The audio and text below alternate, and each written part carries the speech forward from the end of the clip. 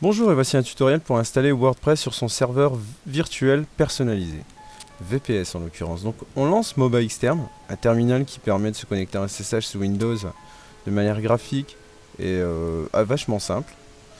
Pour moi le meilleur terminal d'ailleurs si vous disposez sous Windows. On ouvre une session SSH, on rentre l'IP de son serveur.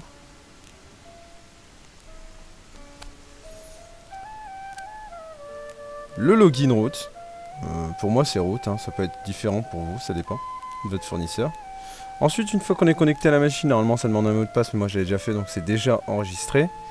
Une fois qu'on est connecté à la machine, donc, on va sur ma page web, nandroid.fr.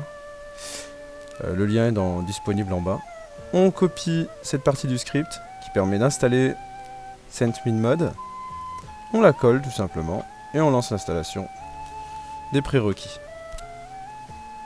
Une fois l'installation effectuée, on exécute le script sendmin.sh. Donc sendmin.sh installe, sh sendmin.install installe, parce qu'il n'est pas exécutable. Et ça lance l'installation de sendmin.mod. Donc là en fait ça a désactivé SE Linux et il faut redémarrer la machine. Donc on fait un reboot. Voilà, on redémarre. On se reconnecte à la machine. Et on repart dans le dossier où est installé sendmin.mod. Donc en l'occurrence cd user local source sendmin.mod. Et on réexécute ce script sendmin sh install. Et là bon, il va lancer l'installation du script. Et la procédure elle peut être assez longue, tout dépend de la bande passante dont vous disposez.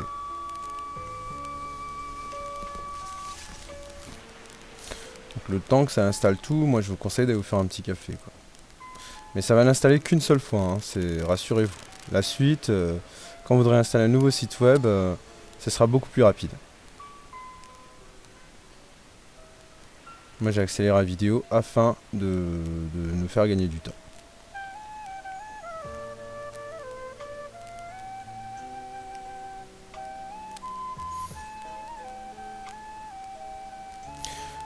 Bon, une fois que tout a été installé, on peut exécuter sendmin, la commande qui est installée maintenant sur notre serveur. Et là, on tape l'option numéro 22. Numéro 22, Add WordPress Engine Host plus WP Supercache. Et on rentre tout d'abord notre DNS, celui dont on dispose, notre nom de domaine quoi. On crée un certificat SSL si on en a envie, moi en l'occurrence non. Je rentre une adresse email valide, la nôtre hein, de préférence.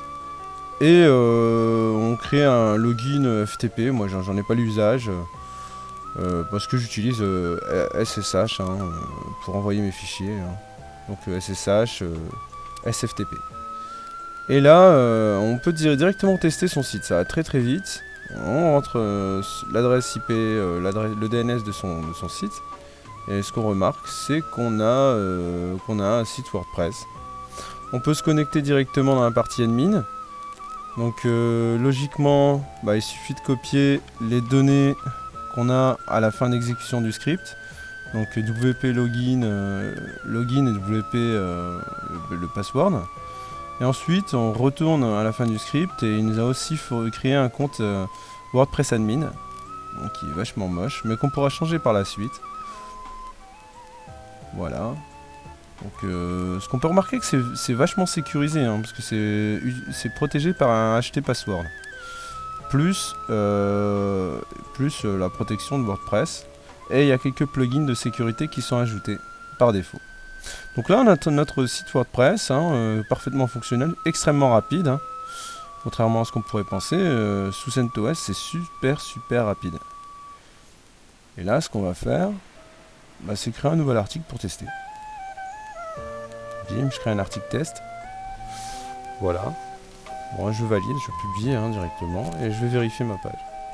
Et voilà, on a notre site parfaitement fonctionnel avec une nouvelle page. Voilà, c'est terminé pour ce tutoriel. Si ça vous a aidé, n'oubliez pas de mettre un plus. Si vous avez des questions, mettez un commentaire et à bientôt sur nandroid.fr. Ciao!